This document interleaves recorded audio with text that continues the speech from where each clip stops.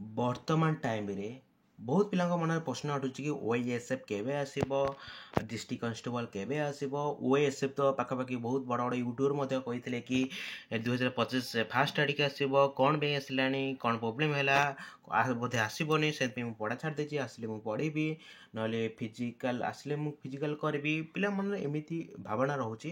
ତ ଆକ୍ଚୁଆଲି କେବେ ବାହାରିବ ପୁରା ଡିଟେଲ୍ ମଧ୍ୟ ଏଇ ଭିଡ଼ିଓ ମାଧ୍ୟମରେ ଜାଣିପାରିବେ। ତ ବିନା ସ୍କିପ୍ ଭିଡ଼ିଓ ଦେଖ, ଭିଡ଼ିଓ ଫାଷ୍ଟ ଲାଷ୍ଟ ଦେଖ। ଫାଷ୍ଟ ଆମ ଚ୍ୟାନେଲ୍ କହୁଥିଲି ନିହାତି ଆମ ଚ୍ୟାନେଲକୁ ସବସ୍କ୍ରାଇବ୍ କରି ବେଲ୍ ଆଇକନ୍ ନହେଲେ କ୍ଲିକ୍ କର, କାରଣ ମୁଁ ଯେତେବେଳେ ଭିଡ଼ିଓ ଅପଲୋଡ଼ କରିବି ସର୍ବପ୍ରଥମେ ଆପଣଙ୍କୁ ନୋଟିଫିକେସନ୍ ମିଳିଯିବ। ଓକେ। ଆଉ ଗୋଟେ କଥା, ଯେଉଁମାନେ ଆମ ଟେଲିଗ୍ରାମ ଗ୍ରୁପ୍ରେ ଜଏନ୍ ହେଇନାହାନ୍ତି, ନିହାତି ଭାବରେ ଆମ ଟେଲିଗ୍ରାମ ଗ୍ରୁପ୍ରେ ଜଏନ୍ ହେବାକୁ ଜମାରୁ ଭୁଲେ ନାହିଁ।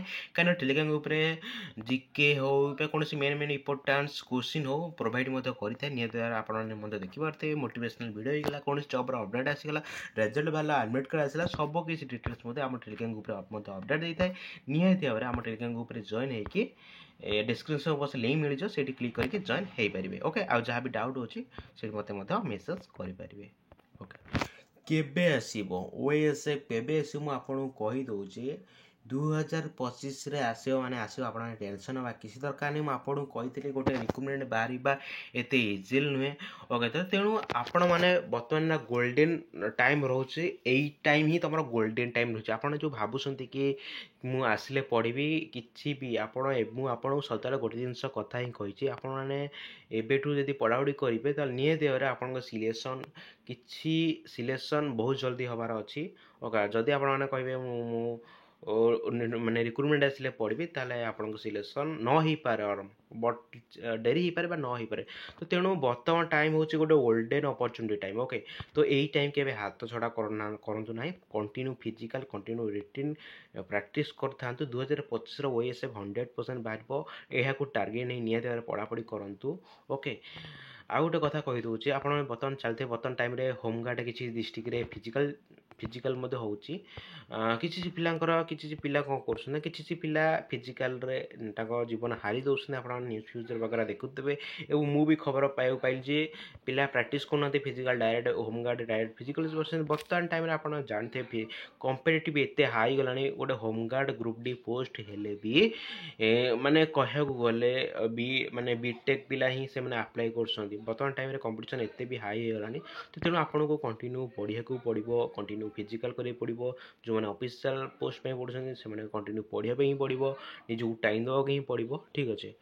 ଆଉ ଗୋଟେ କଥା କହିଦେଉଛି, OASF 2025ରୁ ବାହାରିବ। ଅଲରେଡ଼ି ତା'ର ଅଫିସିଆଲ୍ ୱେବସାଇଟ୍ ତା'ର ରିକ୍ରୁଟମେଣ୍ଟ ପ୍ରୋସେସ୍ ମଧ୍ୟ ଅଲରେଡ଼ି ଆସିଯାଇଥିଲା। ଆପଣ ନିଜେ ମଧ୍ୟ ତା ପୂର୍ବ ଭିଡ଼ିଓରେ ମଧ୍ୟ ଆପଣଙ୍କୁ ଅଲରେଡ଼ି ମଧ୍ୟ କହିଦେଇଥିଲି।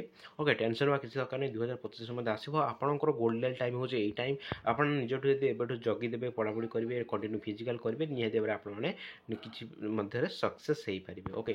ତ ତେଣୁ ହୋମଗାର୍ଡ଼ ଦେଖ, ଗୋଟେ ପିଲା ବିନା ପ୍ରାକ୍ଟିସ୍ରେ ଆପଣମାନେ ଫିଜିକାଲ୍ କରିବାକୁ ଚାହୁଁଛନ୍ତି, ନିହାତି ଭାବରେ ଆପଣଙ୍କର ଆପଣଙ୍କର ଅସୁବିଧା ହେଇପାରେ। ବଟ୍ ଭାବୁଥାନ୍ତୁ ଆପଣଙ୍କ ଫ୍ୟାମିଲି କେତେ ପ୍ରେସର୍ ପଡ଼ିଥାଏ। ଆପଣ ଡିପେଣ୍ଡ କରୁନାହାନ୍ତି, ଆପଣଙ୍କର ଫ୍ୟାମିଲି ଡିପେଣ୍ଡ କରୁଛି ଆପଣଙ୍କ ଉପରେ। ତ ତେଣୁ ସେଇ ଅନୁସାରେ ଆପଣମାନେ ନିଜକୁ ପ୍ରିପାରେସନ୍ କରନ୍ତୁ। ହଁ, ଆଉ ଗୋଟେ କଥା, କାହା ବୋର୍ଡ଼ରେ ପଢ଼ନ୍ତୁ ନାହିଁ, ମୁଁ ଆପଣଙ୍କୁ ଆଜି ହିଁ କହିଦେଉଛି। କାରଣ ଏଇଟା ହେଉଛି ଗୋଟେ ବହୁତ କମ୍ପିଟେଟିଭ୍ ଯୁଗ ହେଇଗଲାଣି। ତ ଆପଣଙ୍କୁ କ'ଣ କଲେ, କେମିତି ପଢ଼ିଲେ, କେଉଁ ସବଜେକ୍ଟ ତୁମର ଡିଫେକ୍ଟ ଅଛି ବା କେଉଁ ସବଜେକ୍ଟ ତୁମର ହେଉନି, କେବଳ ଆପଣ ଛଡ଼ା କେହି ବି ଜାଣିନାହାନ୍ତି। ଆଉ ଆପଣ କେମିତି ପଢ଼ିଲେ ସିଲେକ୍ସନ୍ ହେବେ, କେବଳ ଆପଣମାନେ ହିଁ ଜାଣିଛନ୍ତି, ଆଉ କେହି ଜାଣିନାହାନ୍ତି। ତ ସେ ଅନୁସାରେ ନିଜକୁ ଟାଇମ୍ ଦିଅନ୍ତୁ, ନିଜ ପଢ଼ାପଢ଼ି ଲାଗନ୍ତୁ, ନିହାତି ଭାବରେ ଆପଣଙ୍କର ସିଲେକ୍ସନ୍ ହେବ। ଯଦି ଆପଣଙ୍କୁ ୱେରେ ହିଁ ଚାଲୁଛନ୍ତି, ଆଉ ପର ୱେରେ ଚାଲିବେ, ଆପଣ କିଛି ବି କରିପାରିବେ ନାହିଁ। ମୁଁ ସପୋଜ୍ ଗୋଟେ ଏକ୍ଜାମ୍ପଲ୍ ଦେଉଛି। ସପୋଜ୍ ଆପଣଙ୍କର ଲଙ୍ଗ୍ ଜମ୍ପ ହେଇଯାଉଛି, ହାଇ ଜମ୍ପ ହେଉନି, ତ ଆପଣ ବେସିକାଲି ଟାର୍ଗେଟ୍ ନିଅନ୍ତୁ ହାଇ ଜମ୍ପ ଉପରେ। ଆଉ କିଛି ପିଲା କହିବେ କି ଆରେ ୟାର ଆସ ଲଙ୍ଗ୍ ଜମ୍ପ ମାରିଦେବା, ବାସ୍ ଏତେ। ମୁଁ ଗୋଟେ ସର୍ଟ ଏକ୍ଜାମ୍ପଲ୍ ସହିତ କହିଦେଉଛି। ଆଉ ଗୋଟେ ସର୍ଟ ମୁଁ ଆପଣଙ୍କୁ କହିଦେଉଛି, ସପୋଜ୍ ଆପଣଙ୍କର ମ୍ୟାଥ୍ ରିଜନିଂ ହେଉଛି, ମାନେ କହିବାକୁ ଗଲେ ତ ଆପଣମାନେ ଜାଣିଥିବେ କେତେ ଇଜି ପଡ଼ୁଛି, ବେସିକ୍ ଲେବୁଲ୍ ପଡ଼ୁଛି ଫିଜିକାଲ୍ ପୋଷ୍ଟରେ। OASF ବି ହେଇଗଲା, ଫିଆରମ୍ୟାନ୍ ଯେଉଁ ଥିଲା, ବହୁତ ଇଜି ପଡ଼ୁଛି ମ୍ୟାଥ୍ ରିଜନିଂ। ଆପଣ ମଧ୍ୟ ବେସିକ୍ ମଧ୍ୟ କ୍ଲିୟର୍ ଅଛି। ତ ଆପଣ ବେଶୀ ଫୋକସ୍ କରିବେ କମ୍ପ୍ୟୁଟର ଜିକେ ଉପରେ। ଆଉ ଯଦି ଆପଣମାନେ ବେଶୀ ଫୋକସ୍ କରିବେ, ଯଦି ଆପଣମାନେ ତୁମ ସାଙ୍ଗ ହଉ କହିକି ତୁ ମ୍ୟାଥ୍ ରିଜନିଂ ଚାଲ ପଢ଼ିବା, ଆପଣଙ୍କ ଟାଇମ୍ ୱେଷ୍ଟ ହେବ। ତ ତେଣୁ ଆପଣ କେମିତି କଲେ ଆପଣ ସିଲେକ୍ସନ୍ କରିପାରିବେ, ଆପଣ ଛଡ଼ା ଆଉ କେହି ଜାଣିନାହାନ୍ତି। ତ ସେଇ ଅନୁସାରେ ଆପଣମାନେ continue physical with written practice କରିଥାନ୍ତୁ, ନିହାତି ଭାବରେ ଆପଣମାନେ ସକ୍ସେସ୍ सक्सेस पाइपर हाँ आउ गोटे कथा केबे रिक्रुटमेंट आसे मुझे अलरेडी आपको कहीदे 2025 रिक्रुटमेंट आस देख 2025 फास्ट आड़के आसबार था बट आपन को अलरेडी कहीदे रिक्रुटमेंट आसी एत इजी नुहे जहाँ भी प्रोसेस बहुत सारा केस पेस वगैरह होगी आपन ओएस ओएस भी आर भी जॉइनिंग लेटर देख भी से होल्डिंग रे अच्छी जोटा कि ओभरेज पिलांकर चलती से प्रोसेस ओके बहुत सारा रोचे देख टाइम केते टाइम टेकिंग नौची जमी फेयर मैन होगला ओके 2023 बाहर था 2025 2024 नवेम्बर मस से जॉइनिंग देला माने कम से कम 1 ईयर प्लस होगला ओके माने तार जॉइनिंग हम तो आपण मैंने जदि गोटे गोटे जॉब छाड़ी दूसरी कम से कम गोटे वर्ष वेस्ट कर भाभी नियो ठीक अच्छे तो से अनुसार आपण मैंने भावी चिंती कि से अनुसार कम करूँ मुझे बेसी किसी भी कहूनी बास ये भिड था कि आपण मैंने निहत निजक गोटे ठीक वे आसतु सबकि ठीक